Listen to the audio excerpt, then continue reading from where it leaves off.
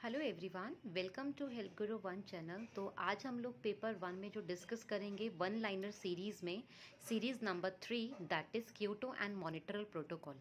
As we know that कि this is very important topic for paper one because convention में से आपके एक से दो क्वेश्चन हमेशा पूछे जाते हैं और क्योटो और मॉनिटरल प्रोटोकॉल में से एक क्वेश्चन हमेशा पूछा जाता है कि इससे रिलेटेड आपको कंसेप्ट क्लैरिटी होनी चाहिए कि क्योटो प्रोटोकॉल किसके बारे में डिस्कस किया गया एंड मॉनिटरल प्रोटोकॉल में किस चीज़ को लेके डिस्कस किया गया।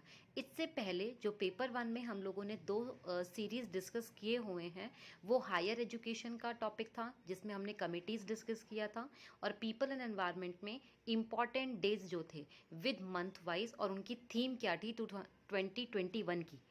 वैसे तो ज़्यादातर आप लोगों ने अभी 2020 तो करा होगा, बट मैंने जो थीम और इम्पॉर्टेंट डेज़ को लेके बनाया था वो 2021 को लेके बनाया था। जिन लोगों ने देखा है बहुत अच्छी बात है, अगर किसी ने नहीं देखा है तो एक बार मैं उसका लिंक डिस्क्रिप्शन बॉक्स में डाल दूंगी। जो चाहता है वो एक बार उसको गो थ्रू कर सकता है, क्योंकि आपको भी मालूम है हमेशा इंपॉर्टेंट डेज में से एक क्वेश्चन आता है। सो मे बी आप लोगों का एक दो नंबर का क्वेश्चन उससे सही हो सकता है। तो आज हम लोग जो इसी वन लाइनर सीरीज़ में डिस्कस कर रहे हैं वो क्योटो और मॉनिटरल प्रोटोकॉल को डिस्कस करेंगे। तो देखिए, क्योटो और मॉनिटरल प्रोटोकॉल की अगर हम बात करते हैं तो सबसे पहले हम देखते हैं क्योटो प्रोटोकॉल को। क्योटो प्रोटोकॉल आपका कोप 3 बोला जाता है। क्योटो प्रोटोकॉल को हम बोलते हैं कोप 3। कोप 3 that is Kyoto protocol was adopted in Kyoto. Actually ये क्योटो में अडॉप्ट किया गया था जो जापान में है, इसीलिए इसका नाम क्योटो प्रोटोकॉल रखा गया इन 1997 में।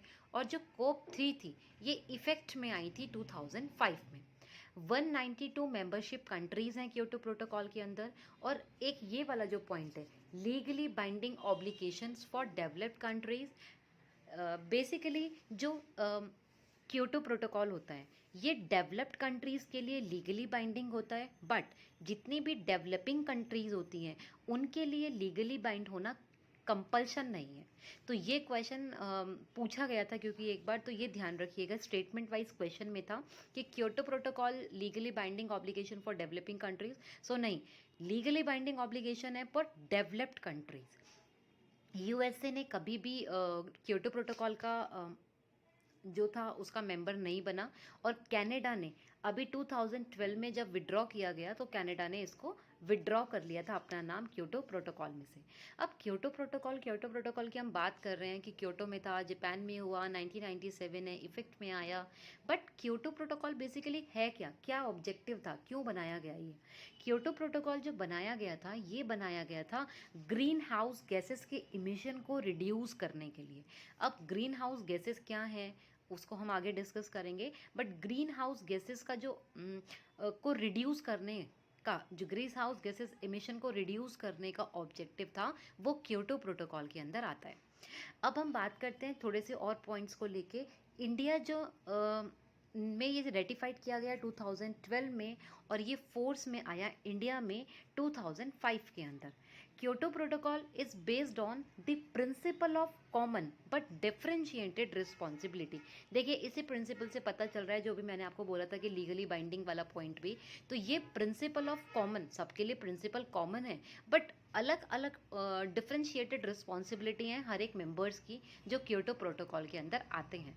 इसको हम टॉप डाउन अप्रोच भी बोलते हैं। हाँ, ये क्वेश्चन भी एक बार पूछा गया है कि कौन से प्रोटोकॉल को हम लोग टॉप डाउन अप्रोच बोला जाता है, तो क्योटो प्रोटोकॉल को टॉप डाउन अप्रोच हम लोग बोलते हैं। 2001 कोप 7 में मॉर्को में हुई थी जो, उसमें इससे रिलेटेड जितने भी रूल्स रेगुलेशंस थे, कैसे इम्प्लीमेंट करेंगे इस प्रोटोकॉल को, उन सब चीज़ों को अडॉप्ट किया गया।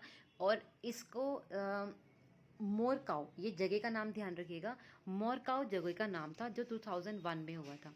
Emission of green house gases के बारे में तो अभी मैंने आपको बताया ही है। अब ये ग्रीन हाउस गैसेस हैं कौन कौन सी, तो देखिए, एक तो है आपका CO2 यानी कि कार्बन डाइऑक्साइड, एक आपका है methane CH4, nitrous oxide that is N2O, chlorofluorocarbon that is HCF, पर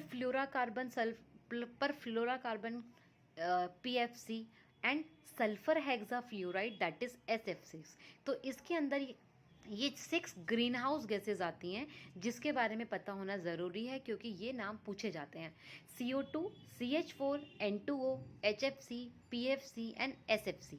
ये 6 गैसेज हैं जो ग्रीन हाउस गैसेज हैं, जिसको एमिशन के बारे में क्योटो प्रोटोकॉल के अंदर डिस्कस किया गया।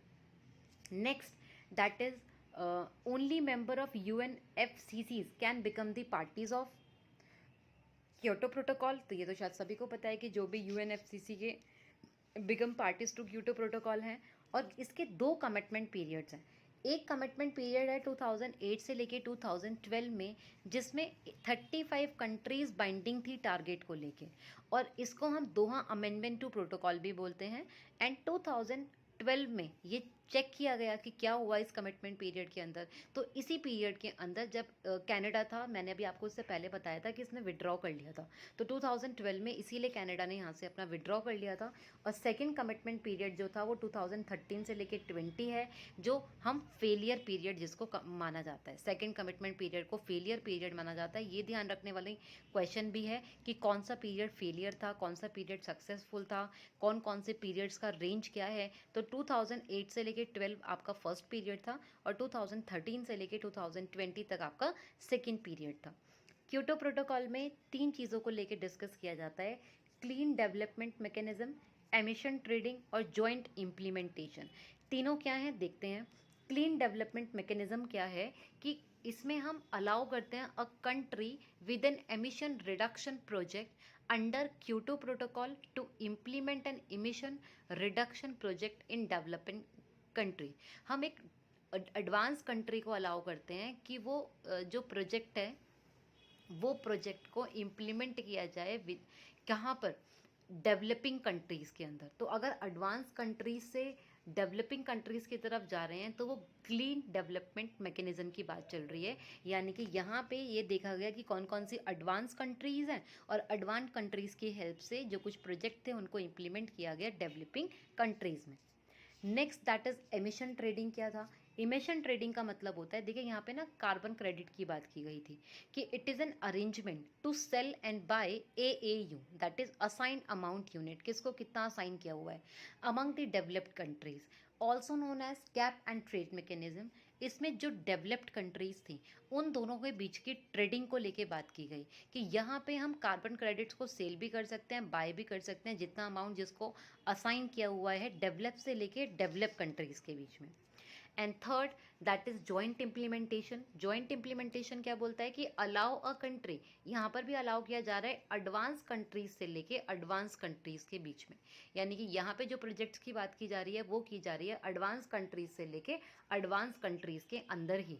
तो ये आपका जॉइंट इम्प्लीमेंटेशन है। तो देखिए वैसे तो बहुत कुछ है इसके अंदर पढ़ने के लिए और बताने के लिए, लेकिन जैसा मैंने बताया था ये 1 लाइनर सीरीज़ है। तो अगर आप इतना भी ध्यान रखेंगे कि क्योटो प्रोटोकॉल के अंदर 3 चीज़ें हैं: clean development mechanism, emission trading and joint implementation. और उसका कीवर्ड आपको इतना ध्यान रखना है कि जो क्लीन डेवलपमेंट मैकेनिज्म है ये आपका एडवांस से लेके डेवलपिंग के बीच में है। एमिशन ट्रेडिंग जो आपका है वो सेलिंग एंड बाइंग की बात करता है डेवलप्ड से लेके डेवलप्ड के बीच में। और जॉइंट इम्प्लीमेंटेशन आपका एडवांस कंट्रीज से लेके एडवांस कंट्रीज की बात करता है। पहले वाला क्लीन था जिसमें एडवांस से लेके डेवलप्ड के बीच में था। सेकंड वाला आपका जो था वो आपका सेकेंड वन एमिशन ट्रेडिंग था जो डेवलप्ड से डेवलप्ड के बीच में था, और यहाँ पर आपका एडवांस से लेके एडवांस के बीच में। केवल इस कीवर्ड से आपको इसको ध्यान रखना है। नेक्स्ट हम डिस्कस करते हैं मॉनिट्रल प्रोटोकॉल। देखिए क्योटो प्रोटोकॉल में बहुत सारी चीज़ें हैं, लेकिन ध्यान रखने वाली, डिस्कस करने वाली या जिनसे रिलेटेड क्वेश्चंस अभी फॉर्म हुए हैं इससे पहले, मैंने उन्हीं की स्टेटमेंट्स को इसके अंदर इंक्लूड किया था। तो क्योटो कब आया, इंडिया में कब आया, क्योटो का क्या ऑब्जेक्टिव था, कौन कौन सी ग्रीन हाउस गैसेस थी, कौन से 3 ऑब्जेक्टिव्स मेन थे, कौन सी चीज़ें उसमें डिस्कस की गई, क्योटो प्रोटोकॉल के 2 पीरियड्स कौन कौन से थे, कौन सा सक्सेसफुल था, कौन सा आपका फेलियर था, वो सब पॉइंट्स मैंने उसमें ऐड ऑन करे हैं। एक बार आप दोबारा इसको दोबारा से फिर से देखिएगा। Montreal protocol basically it was opened for signature on September 16 1987 and entered into force 1 January 1989। तो ये तो सिग्नेचर हुआ था 16 सितंबर में, लेकिन फोर्स में आया था 1 जनवरी 1989 में। फर्स्ट बनने के बाद जो उसकी फर्स्ट मीटिंग हुई थी वो ह्यांस्की में हुई थी, मई 1989 में। और इसका टारगेट था कि आपको रिड्यूस करनी है consumption and production of a range of ozone depleting substances, कि जितने भी ह्यूमन एक्टिविटीज़ के थ्रू ओजोन डिप्लीट हो रहा है, ओजोन डिप्लीशन जितना भी हो रहा है, कौन कौन सी चीज़ें हैं जो ओजोन डिप्लीटिंग सब्सटेंसेज हैं, उन सब चीज़ों को रिड्यूस करना, कम से कम कंजप्शन करना, उसका कम से कम प्रोड्यूस करना, उन सब चीज़ों को, ये मॉनिटरल प्रोटोकॉल का टारगेट था। बेसिकली हुआ क्या कि सबसे पहले ये देखा गया इससे पहले वियना कन्वेंशन में कि एक अर्थ पे एक ओजोन होल हो रहा है। उस ओजोन जो होल हो रहा था उसको देखते हुए कि जो अल्ट्रावायलेट रेज थी वो अर्थ पे आके बहुत सारी चीज़ों को नुकसान पहुंचा सकती है। तो उन सब चीज़ों को देख के ही ये डिसाइड किया गया कि भाई ठीक है, हम एक ऐसा प्रोटोकॉल लेकर आते हैं कि जिससे हम ये चेक करने की कोशिश करें कि कौन कौन सी चीज़ें ऐसी हैं जो उसको हार्म पहुंचा रही हैं, और उन सब चीज़ों को हम रिड्यूस करेंगे, उसका कंजप्शन को रिड्यूस करेंगे और प्रोडक्शन को रिड्यूस करेंगे। It is an international environment agreement with ratification to protect the Earth's ozone layer by eliminating use of ozone depleting substances। जितने भी ozone depleting substances हैं उनको eliminate करना, जिसकी वजह से हमारी जो अर्थ है वो सेफ रहे, प्रोटेक्ट रहे। मॉनिटरल प्रोटोकॉल जो इंटरनेशनल कन्वेंशन है, इसको हम मतलब मोस्ट सक्सेसफुल इंटरनेशनल कन्वेंशन बोलते हैं, जो 1987 में अडॉप्ट किया था और एंड हुआ था 2014 में। 98% कंट्रोल्ड किया गया था इस पीरियड में ओडीएस को। 98% कंट्रोल्ड हुई थी इसमें ओजोन डिप्लीटिंग सब्सटेंसेस को, इसीलिए इसको मोस्ट सक्सेसफुल इंटरनेशनल कन्वेंशन बोला जाता है। कोफी अनान जो हैं वो 7 जनरल सेक्रेटरी हैं मॉनिटरल प्रोटोकॉल के। एनसीएफसी और अदर जो भी आपकी hello generated ozone depleting substances हैं वो मेनली रिस्पॉन्सिबल हैं, जो मैनमेड केमिकल्स हैं ओजोन डिप्लीशन के लिए। इंडिया जो पार्ट था वियना कन्वेंशन का बना था for protection of ozone layer 19 जून 1991 में, क्योंकि इससे पहले वियना कन्वेंशन आया था। और हमेशा ध्यान रखिएगा वियना कन्वेंशन और मॉनिटरल प्रोटोकॉल एक ही चीज़ को डिस्कस कर रहे थे कहीं ना कहीं। और मॉनिटरल प्रोटोकॉल जो था वो इंडिया में इसका पार्ट बना था 17 सितंबर 1992 में।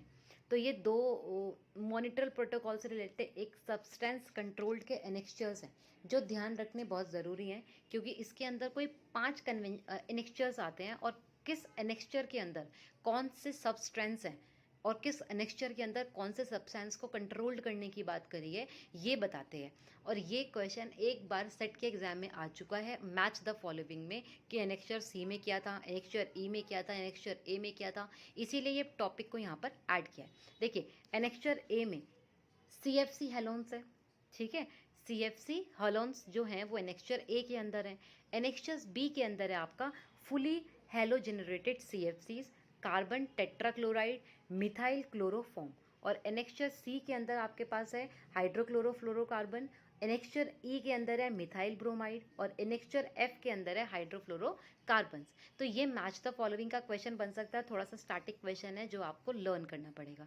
तो देखिए ये दो चीज़ें जो हमने आज डिस्कस करी हैं, मॉनिटर प्रोटोकॉल और आपका क्योटो प्रोटोकॉल को लेके। तो कोशिश करिए, बहुत कुछ है लेकिन इतना कम टाइम है एग्ज़ाम को लेके, तो आप केवल एक रिवीजन मोड में हैं, तो रिवीजन मोड में केवल आप इंपॉर्टेंट पॉइंट्स को कंसिडर करें जिससे आपके एग्ज़ाम में हेल्प हो पाए। तो यही मेरा एक ऑब्जेक्टिव है। तो अगर आपको ये अच्छा लगता है तो प्लीज़ इसको लाइक और सब्सक्राइब ज़रूर कीजिएगा, या अगर आपका कोई डाउट है तो आप उसको कमेंट सेक्शन में ज़रूर बताइएगा। इसके साथ एक इन्फॉर्मेशन और देनी थी कि इसी के साथ साथ पेपर 2 भी चल रहा है मैनेजमेंट का, और मैनेजमेंट में हम लोग यूनिट 3 कर रहे हैं, 1 लाइनर शॉर्ट टॉपिक।